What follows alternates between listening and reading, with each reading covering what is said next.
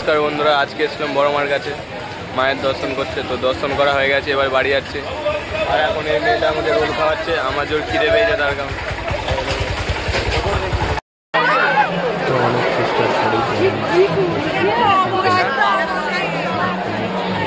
যাবার জায়গা আছে আর